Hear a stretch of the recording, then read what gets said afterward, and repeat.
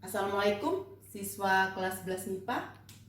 Kita lanjutkan materi kita hari ini dengan perubahan entalpi standar.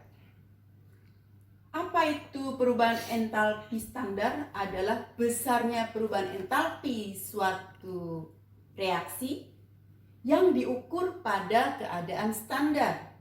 Apa itu keadaan standar? Yaitu pada suhu kamar, yaitu 25 derajat Celcius dan tekanan 1 atmosfer. Nah, jenis-jenis perubahan entalpi standar yang pertama adalah perubahan entalpi standar pembentukan, formation. Perubahan entalpi standar pembentukan adalah besarnya perubahan. Perhatikan ya. Perhatikan yang ibu catat, yang ibu sampaikan, kamu catat karena ibu tidak tulis di papan tulis. Ibu ulang lagi. Jenis-jenis perubahan entalpi standar yang pertama adalah perubahan entalpi standar pembentukan. Lambangnya delta HF0. Nolnya menunjukkan standar. Artinya harga delta H ini diukur pada suhu 25 derajat Celcius dan tekanan 1 atmosfer. F itu singkatan dari formation, pembentukan. Jadi delta HF0 adalah besarnya perubahan entalpi standar untuk membentuk 1 mol zat jika diukur pada keadaan standar. Contohnya, diketahui delta HF0 CO2 besarnya adalah min 393,5 kJ per mol. Karena ini sudah menunjukkan per mol. Kemudian contoh lain misalnya, perubahan entalpi standar pembentukan dari etena itu besarnya plus 52,26 kJ per mol.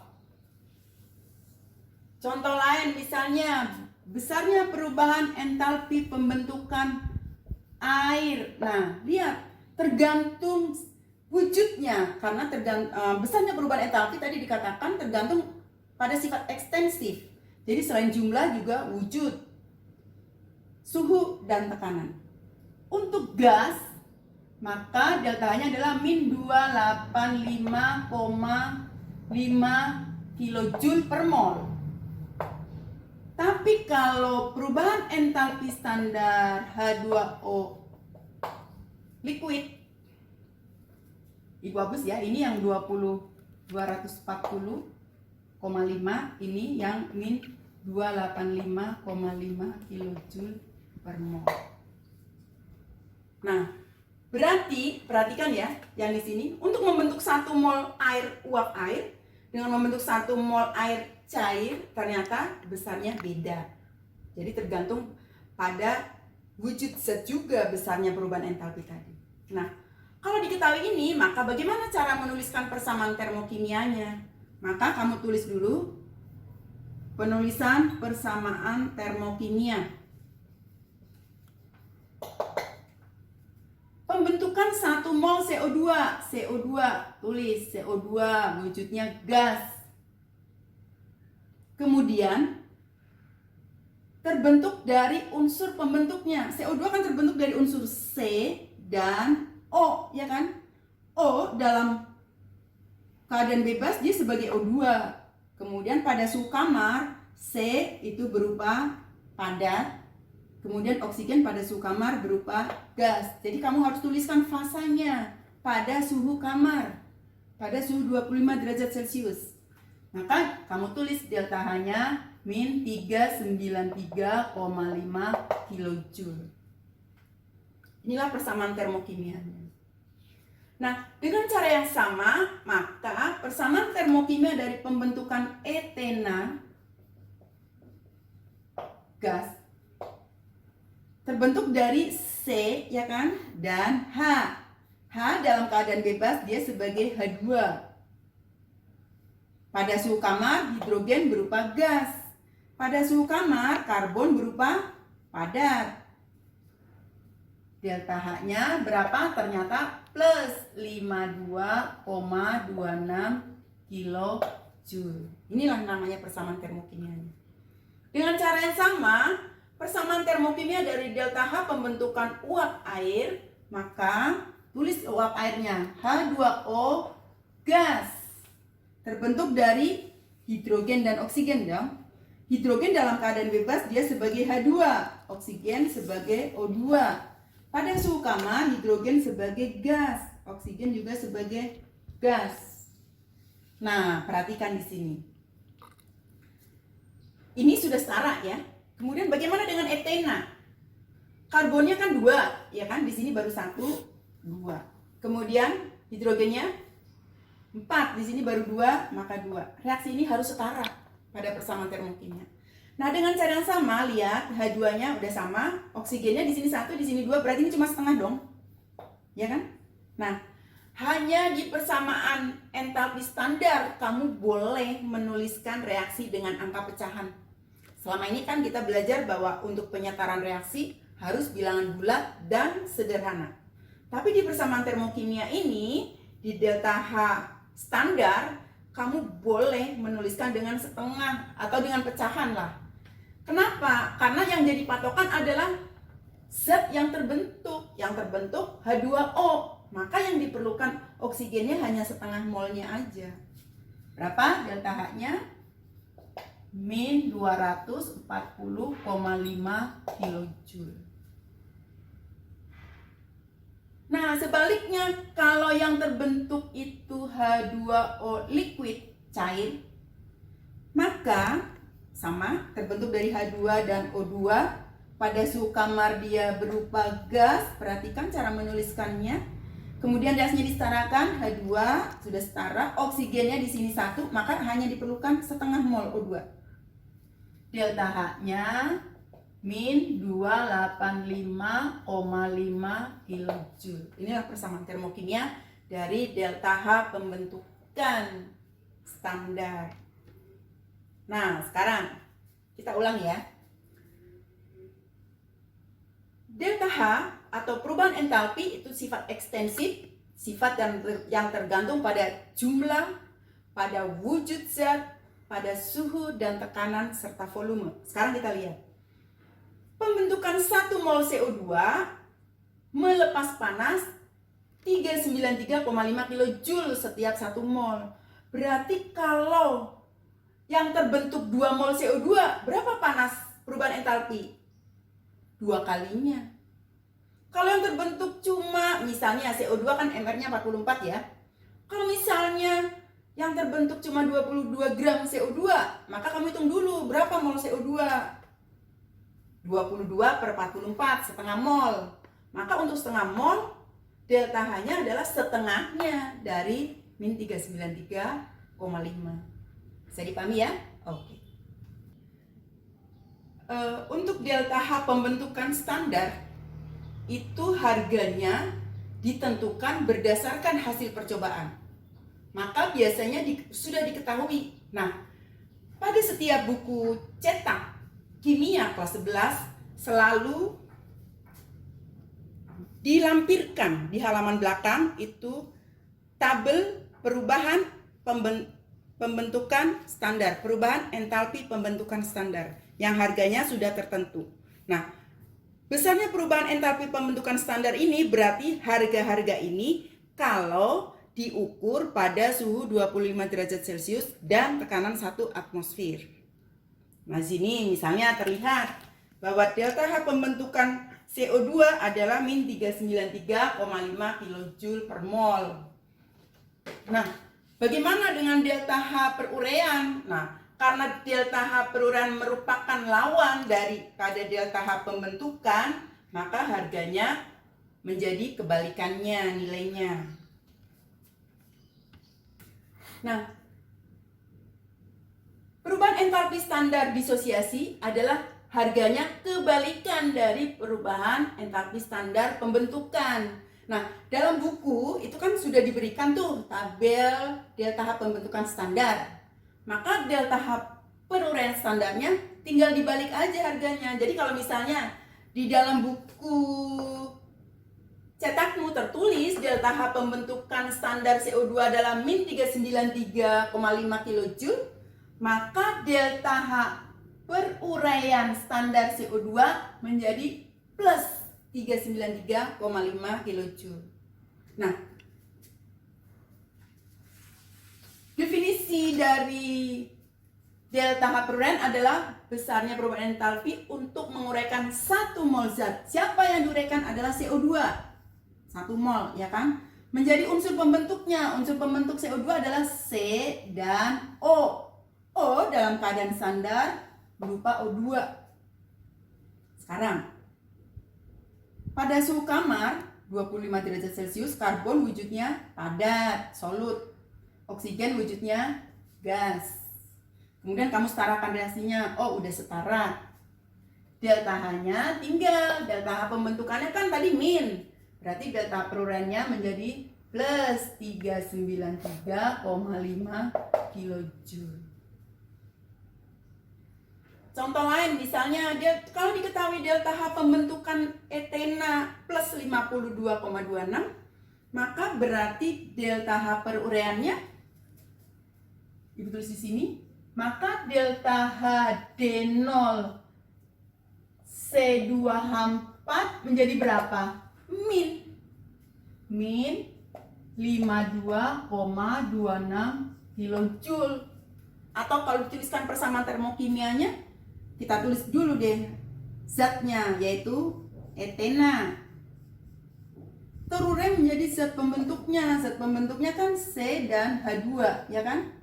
H2 pada suhu kamar wujudnya gas, karbon pada suhu kamar wujudnya padat. Kemudian kamu setarakan, C-nya 2, di sini baru 1. Nah, H-nya di sini 4, di sini baru 2. Nah, maka delta H-nya menjadi min 52,26 kJ. Jadi intinya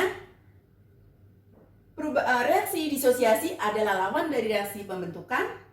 Kemudian besarnya delta H reaksi juga lawannya. Jadi kalau delta H pembentukannya min 393,5, maka delta H peruraiannya plus 393,5. Begitu ya, bisa dipahami. Lanjut. Perubahan entalpi standar yang ketiga yaitu perubahan entalpi standar pembakaran atau combustion, lambangnya C. Berarti delta HC0. Apa itu delta perubahan entalpi standar pembakaran? Adalah besarnya perubahan entalpi yang dihasilkan atau diperlukan untuk membakar 1 mol zat diukur pada keadaan standar. Misalnya, diketahui delta H pembakaran standar dari asetilen itu min 4.800 kJ per mol. Kemudian perubahan entalpi standar entalpi pembakaran standar dari butana itu LPG ya, min 1.400 kJ per mol. Nah, berarti untuk membakar asetilen, apa itu pembakaran? Adalah reaksi zat dengan oksigen. Berarti persamaan termo dari yang pertama adalah C2H2 pada suhu kamar, dia wujudnya gas, dibakar. Setiap senyawa karbon kalau dibakar selalu menghasilkan CO2 dan H2. Ternyata delta H-nya min 4.800 kJ per mol. Melepas panas 4.800 kJ. Nah, kamu setarakan C-nya 2, H-nya 2, berarti oksigennya berapa? 5/2 dong, ya kan? Atau 2,5. Nah, waktu kelas 10 kan reaksi nggak boleh harus bilang bulat kan? Tapi khusus untuk delta H, reaksi boleh koefisiennya pecahan. Kenapa? Karena yang jadi standar adalah ini, untuk membakar 1 mol zat. Ternyata untuk membakar 1 mol asetilen diperlukan oksigen 2,5 mol O2. Maka biarkan dia 2,5 mol, jangan dikalikan 2.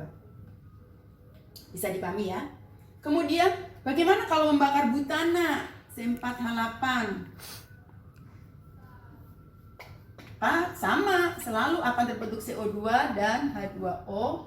Delta H-nya min 1400 kJ per mol. Kita setarakan 4, ini 4, ya kan? Jadi ada berapa? Menjadi berapa, yuk? 10, 5.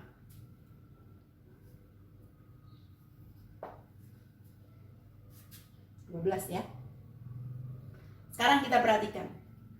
Untuk membakar 1 mol asetilen. Asetilen itu berapa mR-nya? C-nya 12 hanya 1 kan? Berarti mR-nya berapa nih? Cuma 26 ya.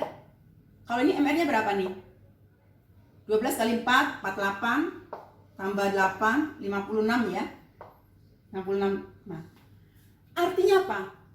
Setiap membakar 1 mol asetilen atau 26 gram dihasilkan panas 4.800 kJ.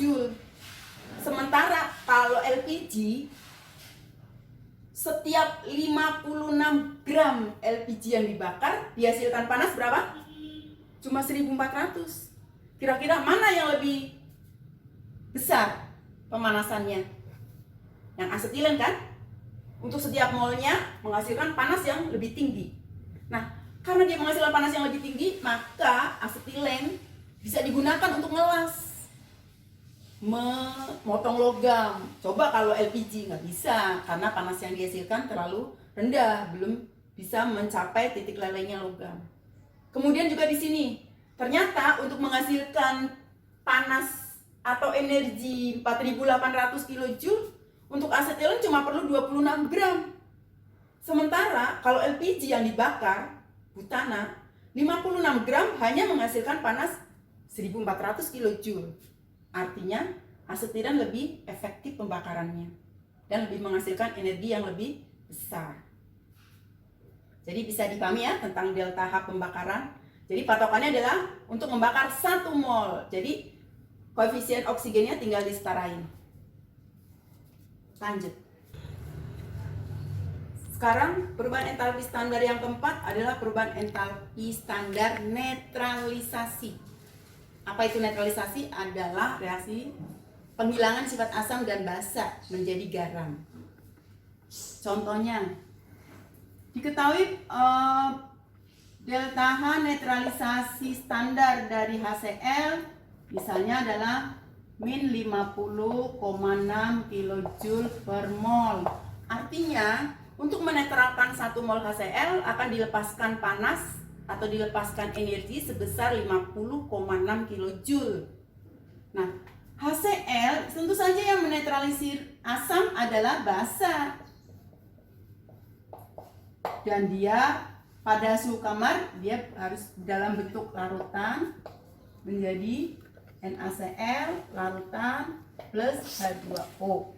Maka delta H-nya min 56,6 kJ per mol. Nah, kalau yang dinetralisir misalnya kalau diketahui ARH1, ARCl 35,5. Misalnya kalau misalnya untuk menetralisir 70, hitung berapa delta H netralisasi untuk misalnya 73 gram HCl. Maka kamu tulis mol HCl adalah gram per mR. Berarti 73 per 36,5. Berapa? 2 mol, ya kan? Maka delta H netralisasi untuk 73 gram HCl adalah mol kali delta H netralisasi standar, yaitu 2 mol kali setiap, ini kan untuk harga 1 mol ya kan, min 56,6 kilojoule per mol. Molnya dicoret, tinggal dikalikan 2 harganya. Bisa dipahami ya? Oke. Sekarang kita tinggal latihan soalnya.